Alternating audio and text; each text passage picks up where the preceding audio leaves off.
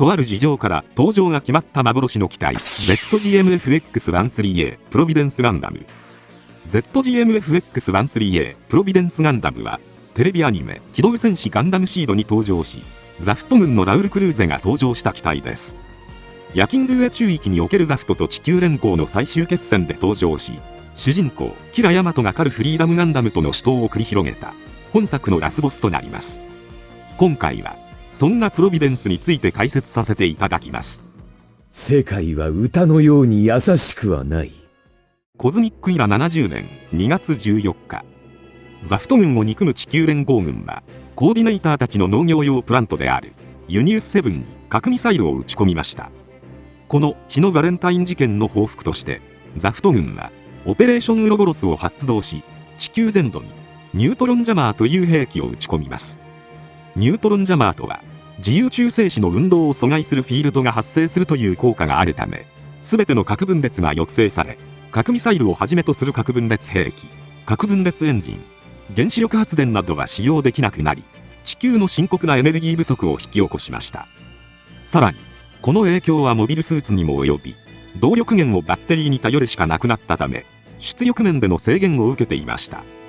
その後ザフトは地球連合が開発した GATX-105 ストライクをはじめとして、イージス、デュエル、バスター、ブリッツという5機の GATX シリーズのうち、ストライク以外の4機を奪取することに成功し、戦いを繰り広げていきました。激化する戦争の中、国力の乏しいザフトにとって、兵器の性能で連合を圧倒することは、戦争勝利の絶対条件だったため、ザフトは、さらなる高性能機開発を精力的に行いました。こうして GATX シリーズの技術を取り入れて開発されたのが ZGMF600 ゲーツとなります。ゲーツはジンの後継機であり、設計は早々に出来上がっていたものの、実戦投入は対戦後期になった機体です。ゲーツは基礎設計が優秀なので、その後の試作機のベースにされることとなります。その後モビルスーツの能力検証用として火器運用試験型ゲーツ回が開発されました。ザフト製の機体としては初めてのフェイズシフト走行が採用されています。武装に関しても後のフリーダムに搭載されたルプスビームライフルやクシフィアスレール砲、そして背部にはジャスティスに搭載されたファトゥーム 00 が見られます。しかし武装検証は進むものの、これらの武装を扱うにはより高出力のジェネレーターが必要になるという状況でした。そこでザフト軍はモビルスーツに核動力を搭載することにします。ザフトはニュートロンジャマーを完成した時点で、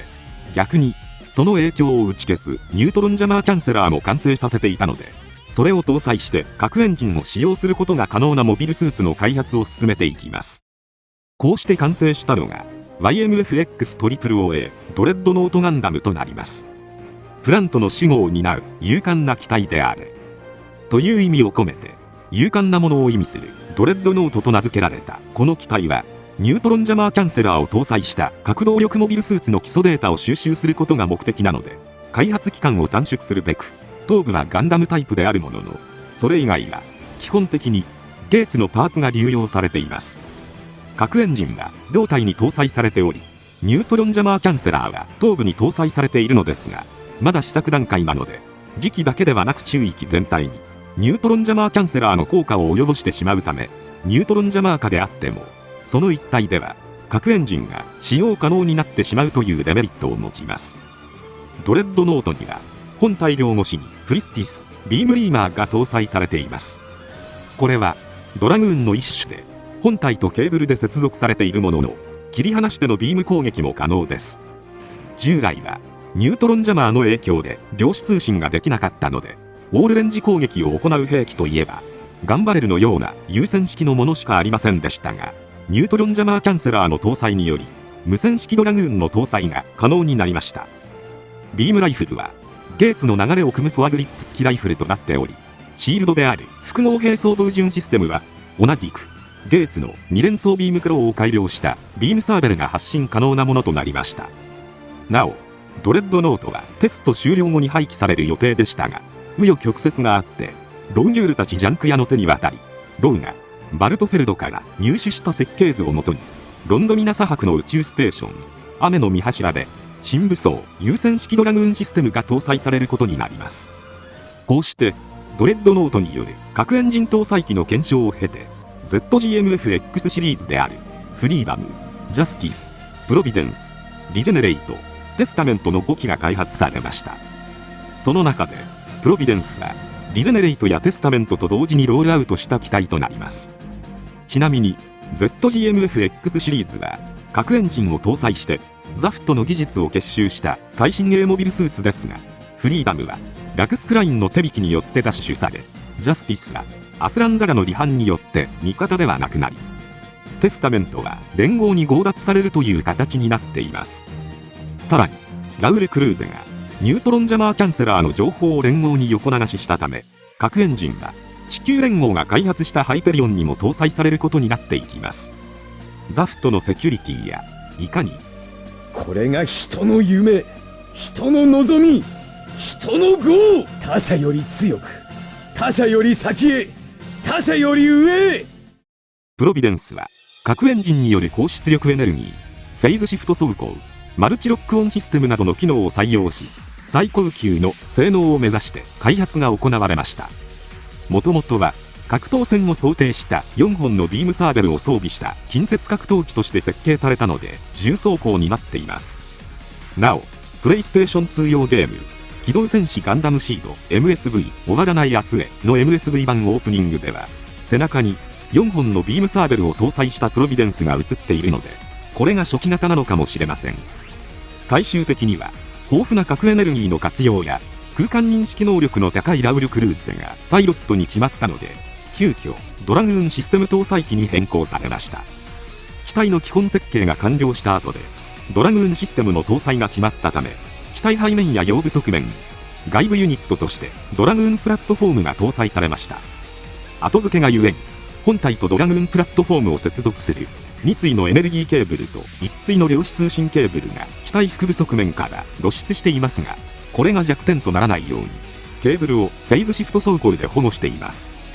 またドラグーンシステムの重量の増加に対応するためにバックパックのスラスターを増設することで機動性の確保を図っています。武装として最大の特徴であるドラグーンシステムは量子通信が可能となったことで実現した遠隔操作兵器で、ビーム砲と多数の推進姿勢制御用スラスターを搭載しています。分離した複数のビーム砲端末を同時に制御することで複数の攻撃目標に対して全方位からのオールレンジ攻撃を行えるので、戦闘区域を短期で完全制圧することが可能です。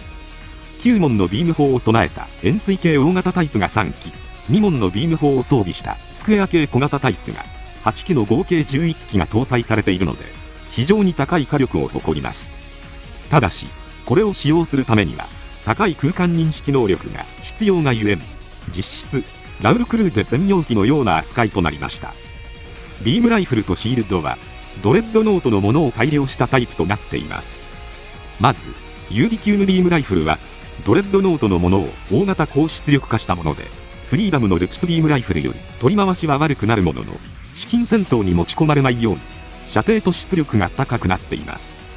シールドである複合兵装防順システムは大型ビームサーベルになりつつも、その両脇に2門のビーム砲を内蔵した複合兵装です。攻防一体の兵装として格闘と射撃、そして防御まで迅速に切り替えられるというメリットを持ちます。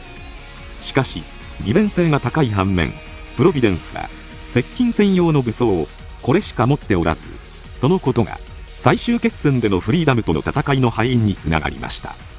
劇中ではジェネシス防衛のために第2次ヤキンドゥエ攻防戦へ投入され、ドラグーンシステムで多数のストライクダガーや M1 アストレイを撃破し、さらにムーラフラガノカルストライクを退け、アークエンジェルを標的にしては護衛に回るディアッカエルスマンのバスターを瞬時に中破させるという絶大な戦闘能力を発揮します。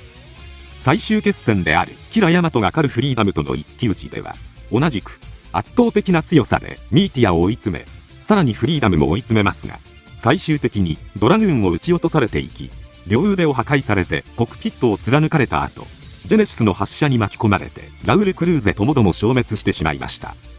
そしてジェネシスも破壊され、戦争は終結へ向かうのでした。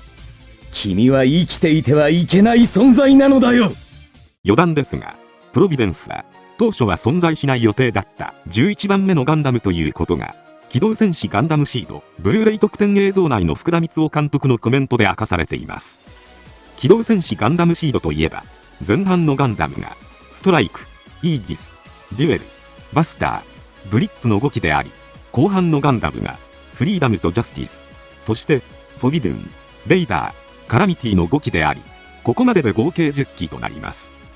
しかし、ガンダムシードの人気が非常に高かったことから、物語中盤の頃にバンダイからゴーサインが出て、プロビデンス登場が決まったことが明かされています。逆にプロビデンスが出てこなかったら、フレイアルスターの脱出艇を破壊したのが誰だったのか。ラスボスはまさかのゲーツでフリーダムと戦っていたのか。どういう展開を予定していたのか、非常に気になるところです。また、ラウ役の声優関俊彦氏とヌー役の声優小安武人氏は役回りが逆になる予定もあったそうなので、もし逆になっていたらラウの印象もまた一転して違ったものになっていたのではないでしょうか。人間は何のために生きるのか考えたことがあるかね。今回はこれで以上となります。チャンネル登録されるかはお任せいたしますので、もしよければもう一本